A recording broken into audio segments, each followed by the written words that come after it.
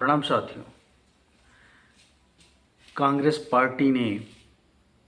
सत्ता में आने के बाद मोदी के 5 किलो राशन के बदले 10 किलो राशन देने का वादा किया है, जो कि मोदी के राशन से दुगना है। इसका स्वागत किया जाना चाहिए। काश ऐसा हो कि देशवासियों को इसका लाभ मिल पाए, लेकिन इससे भी ज़्यादा अच्छा होता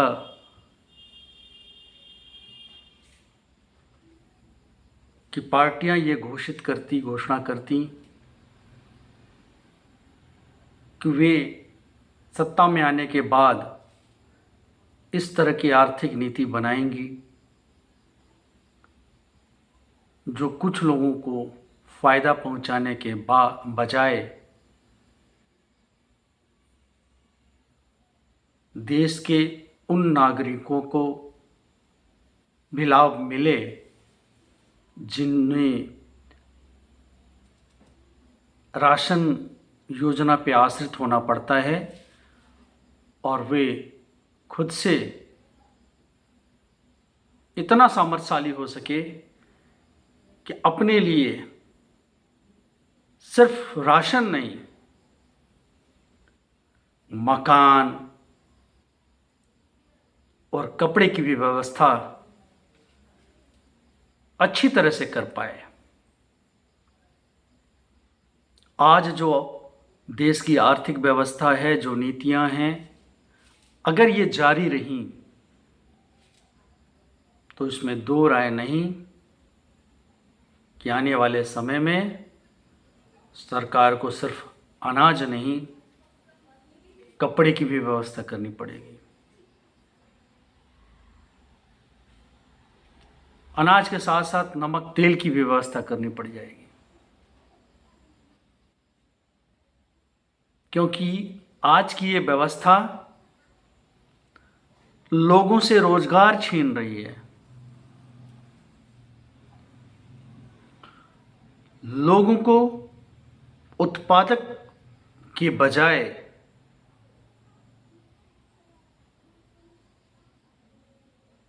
बड़ी कंपनियों में नौकर बनने के लिए बाध्य कर रही है और खुद उन्हें एक उपभोक्ता तक सीमित करके रख दिया है। इसलिए आज जरूरत है कि पार्टियां घोषणा करें कि उनकी नीतियां किसान परस्त होंगी, गरीब परस्त बनेंगी, गांव परस्त बनेंगी, न कि अडानी अंबानी परस्त नीतियां रहेंगी। कांग्रेस पार्टी को ये घोषणा करनी चाहिए कि उनकी पिछले सरकारों के बनिस्पत यदि वो सत्ता में आ गए तो उसकी नीति में आमूलचूल परिवर्तन होगा। मनमोहन सिंह के उदारीकरण नीति के वजह से जो दुष्परिणाम समाज में दिख रहा है, उसे वो समाप्त करेंगी, क्योंकि मनमोहन सिंह की नीतियों को ही मोदी ने भी आगे बढ़ाया है और इस नीति को पलट के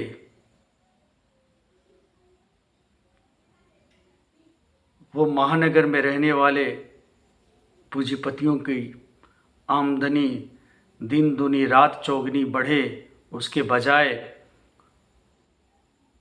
उसे इस तरह की नीति लानी पड़ेगी कि बहुसंख्यक आबादी 5 या 10 किलो राशन पे मोहताज न रह पाए, बल्कि वो अपने लिए न सिर्फ राशन बल्कि बच्चों की पढ़ाई लिखाई, दवाई, कपड़ा और अन्य आवश्यक ज़रूरत की सामान को वो गांव में अपने आसपास पैदा कर सके, बना सके और इस तरह से स्थानीय संसाधनों का आउटफ्लो बड़े पूंजीपतियों तक ना जा पाए, कुछ पैसा, कुछ संसाधन उनके पास रुके। इस तरह की योजना के बारे में इंडिया घटक दल या देश को प्रेम करने वाले पार्टियों को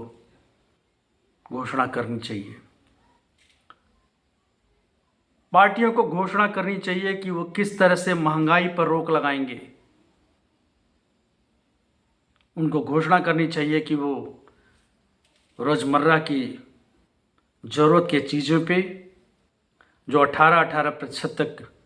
जीएसटी लगा हुआ है, उसे रोक के, उसे कम के करके महंगाई को कम करेंगी और कंपनियों का बेतहाशा मुनाफे के जो प्रचलन है उस पे अंकुश लगाएंगी। इस मनमाने मुनाफे की प्रवृत्ति ने सामान को ज़रूरत से ज़्यादा महंगा किया है। इतना हौसला दिखाने की ज़रूरत है।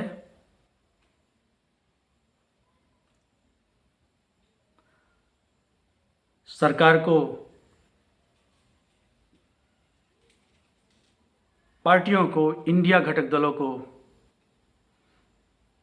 ये घोषणा करनी चाहिए कि वे लोगों की ज़रूरत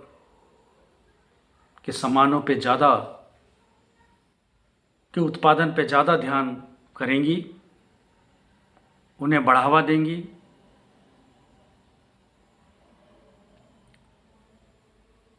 किसानों को के उपयोग में आने वाली सरल और सस्ती तकनीकों को बढ़ावा देंगी ताकि खेती भी सस्ता हो सके। कांग्रेस पार्टी को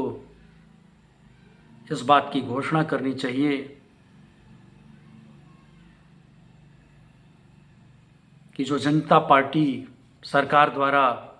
बनाई गई सूची थी, जिसमें बड़े पूंजीपति, बड़ी कंपनियां उन क्षेत्रों में निर्माण का कार्य नहीं कर सकती थी, लघु उद्योग और कुटीर उद्योग के लिए वो क्षेत्र आरक्षित थी,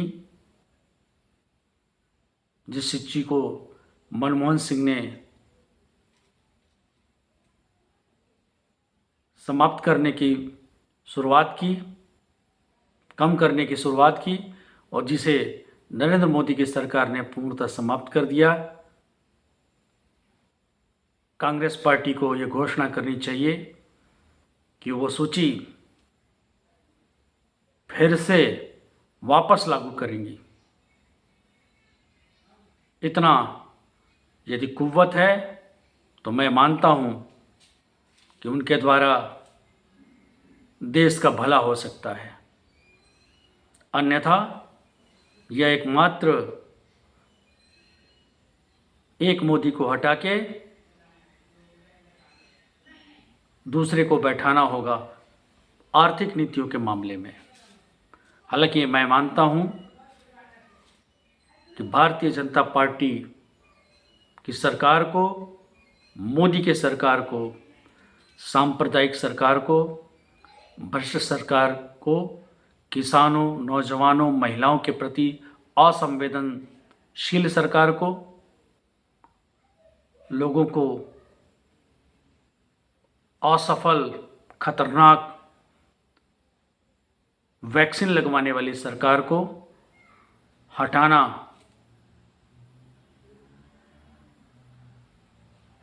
अति आवश्यक है। यदि ये तीसरी बार आ गए तो न जाने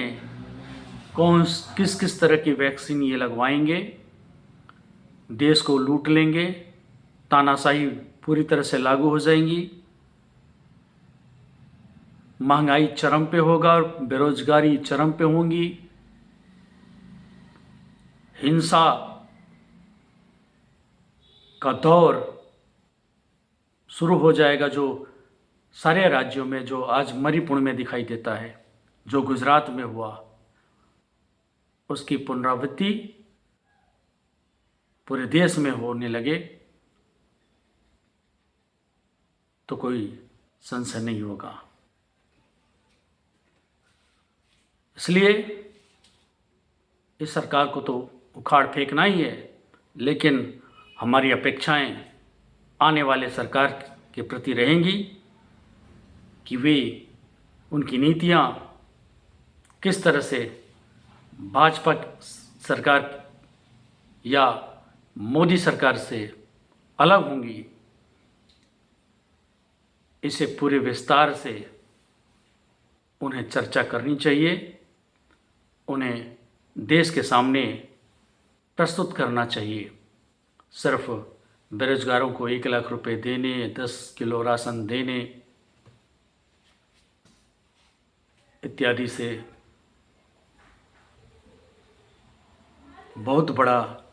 देश में परिवर्तन नहीं होने वाला है। उन्हें यह घोषणा करनी चाहिए कि वे समृद्धि के टापू बनाने के बजाय पूरे देश में कैसे समता आएगी, गांव और शहर का अंतर कैसे समाप्त होगा, गांव की गरीबी, किसानों की बेहाली कैसे दूर होगी, इसका पूरा ब्यौरा देश के सामने इंडिया घटक दलों को प्रस्तुत करना चाहिए, ताकि देश प्रगति कर सके शांतिपूर्ण वातावरण में, न्यायपूर्ण ढंग से सभी हाथों को काम मिल पाए,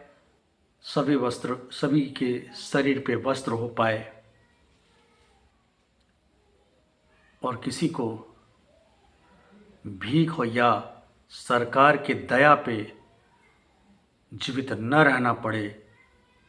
इसकी व्यवस्थाएं के बारे में पार्टियों को